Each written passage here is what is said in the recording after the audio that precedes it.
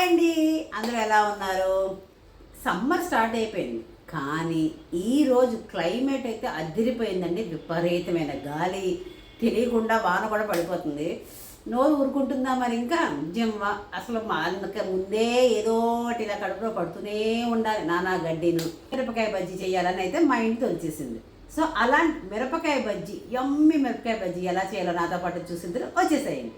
So మనం ఈ మిరపకాయ బజ్జీకి కావలసిన పదార్థాలు చూసుకుందామండి. సో ముందుగా మనకి మిరపకాయ బజ్జీకి కావాల్సినవి ఈ మిరపకాయలు అండి. ఇవి మనకు మార్కెట్లో రైతు బజార్లో వాటిలో దొరుకుతాయి. నేను రైతు బజార్ నుంచి తెచ్చుకున్నాను. అలాగే మెయిన్ ఇంగ్రీడియంట్స్ శనగపిండి, ఈ పిండి కలుపుకోవడానికి సరిపడా సాల్ట్, వాము, ఎందుకంటే ఇది హెవీ ఫుడ్ కదండి, అందుకని తప్పనిసరిగా ఉండాలి. ఇద్దరు వాము లేకపోతే జీలకర్ర.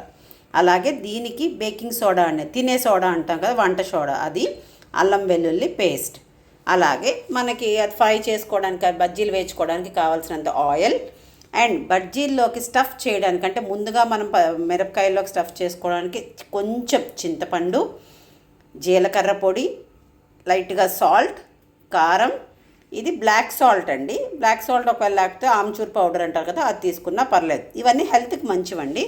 అండ్ బజ్జీ లోపల పుల్లగా కూడా మనకి తగలడం కోసం అంటే ఎక్స్క్లూజివ్ కారంలోనే ముంచేసి కాకుండా ఈ పులుపు ఈ బ్లాక్ సాల్ట్ వేస్తే మంచి టేస్ట్ అయితే వస్తుందండి.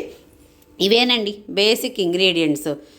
స్టార్టింగ్ మనం చింతపండుని జస్ట్ లైట్గా వాటర్ వేసి నానబెట్టుకోండి. సో అలా చేస్తేనే చిక్కగా మనకి గుజ్జు వస్తుందన్నమాట.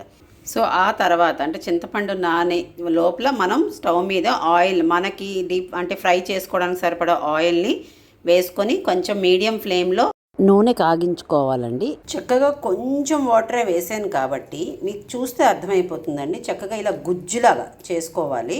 చూసారు కదండి, ఇలాంటి చిక్కటి గుజ్జు వచ్చిన తర్వాత ఇందులోకి మనం బ్లాక్ సాల్ట్ అన్నాం కదండి, అది వేసేస్తాం. అలాగే కారం, జీలకర్ర పొడి, దీనికి సరిపడా సాల్ట్ శుభ్రంగా కలిపి పేస్ట్ లాగా తయారు చేసుకోవాలండి. చక్కగా మంచి పేస్ట్ అయితే రెడీ అయింది. సో దాన్ని ఒక పక్కన పెట్టుకుందాం. ఆ తర్వాత చక్కగా ఈ మిరపకాయల్ని 1కి 3 సార్లు కడిగేసుకుందామండి. సో దట్ మనకి ఫ్రెష్గా రెడీ అయిపోతాయి. కడుక్కొని వీలైతే తుడుచుకోండి. సో దట్ చెమ్మ ఏదైనా ఉన్నా మనకి నూనెలో వేసినప్పుడు తుల్లకుండా ఉంటుందన్నమాట.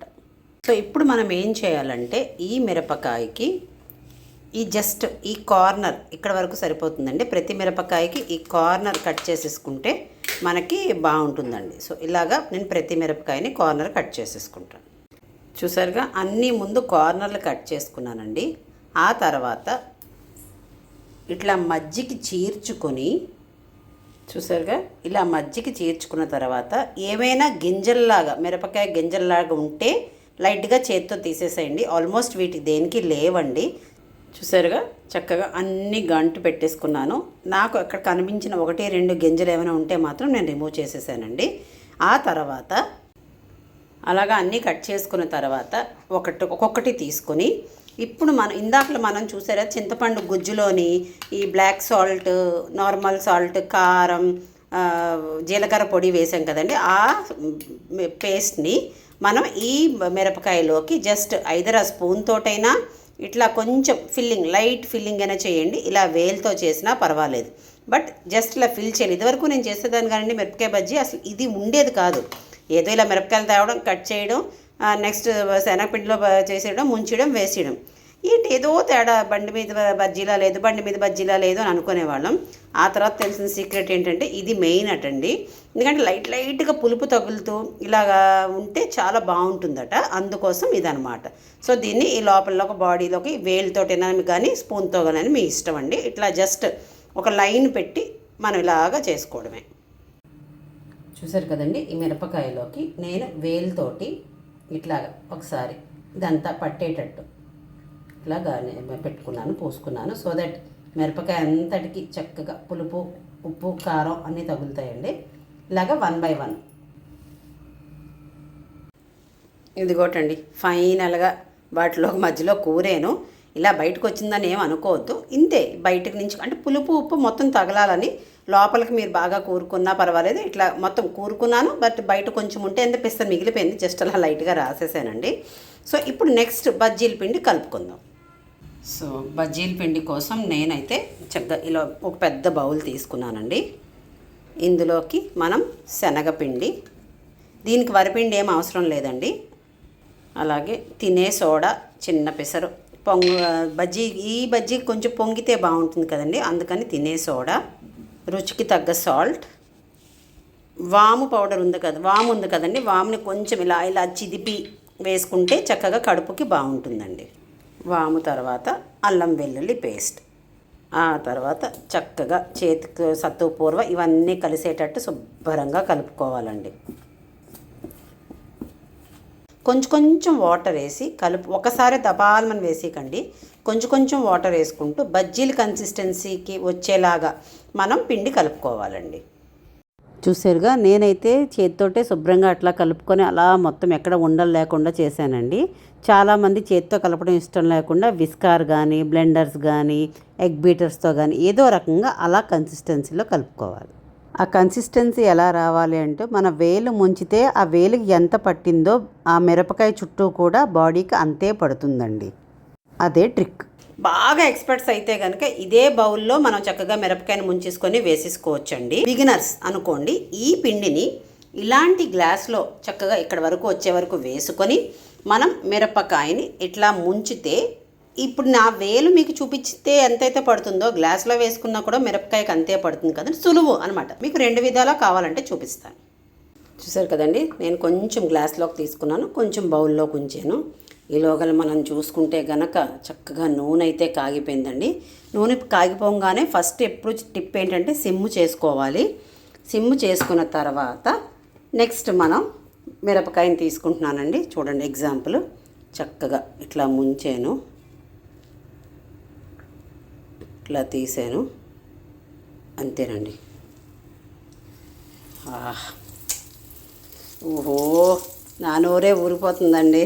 చూసారు కదా, రెండవది ముంచాను చక్కగాను.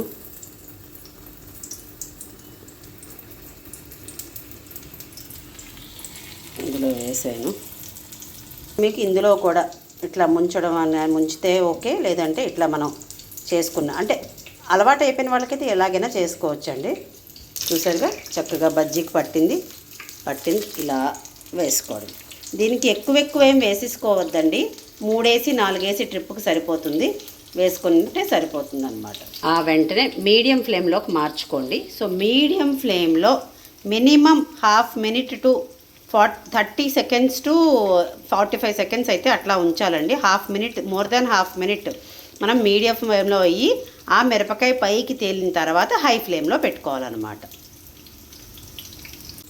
చూసారు కదా, ఆ తర్వాత కొంచెం మనం ఇలా తిప్పుకుంటూ ఉంటే ఇటువైపు అటువైపు కూడా వేగుతాయి. చూసారుగా చక్కగా ఎంత బాగా వేగుతున్నాయో. స్ట్రీట్ స్టైల్లో ఎక్కడండి మీకు పర్ఫెక్ట్గా వచ్చేస్తాయి. ఇలా అలా అందంగా ఉంటేనే బాగుంటాయి కదా. ఇలా తిప్పుకున్న తర్వాత మనం హై ఫ్లేమ్లో పెట్టుకుందామండి. సో దట్ ఈ హైలో కూడా కొంచెం సేపు వేగితే మనకి ఒకవేళ బజ్జీ అంటే ఎక్కువ ఐటెం చేసుకున్నాం అనుకోండి, 1 గంట తర్వాత 2 గంటల తర్వాత తిన్నా కూడా ఈ లో, మీడియం, హై ఇలా మార్చుకుంటూ వెళ్ళి మంచిగా వేచుకుంటేనండి చక్కగా ఆయిల్ ఎక్కడా పీల్చదు, అలాగే కరకరలు ఆడుతూ ఉంటుంది బజ్జీ అనమాట. లోపల కూడా మంచిగా వేగుతుంది. చూసారు కదండి, మంచి కలర్ వచ్చాయి. సో ఇప్పుడు మనం సిమ్ చేసుకొని ఇది ఒక ప్లేట్లోకి టిష్యూ పెట్టుకొని ఒక ప్లేట్లోకి తీసుకుందాం అండి. యమ్మీ మిరపకాయ బజ్జీ అయితే రెడీ. నేను ఇంకొక వాయి అయితే వేసేస్తానండి. చూసారుగా, లో ఫ్లేమ్లో వేసుకొని ఇంకో వాయి వేసాను. ఇప్పుడు మీడియంలోకి మారుస్తున్నానండి. సో దట్ ఈ వాయి అయితే అవుతూ ఉంటుంది ఈలోగాను. చూసారు కదండి, అక్కడ రెండో వాయి అవుతున్నది, మొదటి వాయి ఏదో వేసాను. మీకు శాంపుల్ కూడా కనిపిస్తుంది, ఎక్కడ ఆయిల్ లాగలేదు. యమ్మీ మిరపకాయ బజ్జీ అయితే రెడీ అండి.